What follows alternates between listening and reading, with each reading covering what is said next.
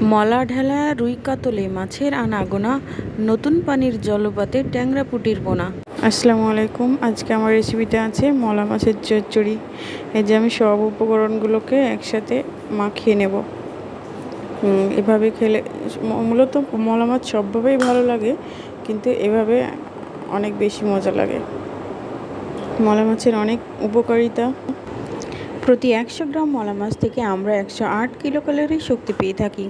এর মধ্যে আমরা 77 ভাগ জলীয় অংশ পাই, আর এর মধ্যে 17.1 গ্রাম প্রোটিন আছে, ফ্যাট আছে 4.4 গ্রাম, ক্যালসিয়াম আছে 767 মিলিগ্রাম, আয়রন আছে 3.8 মিলিগ্রাম।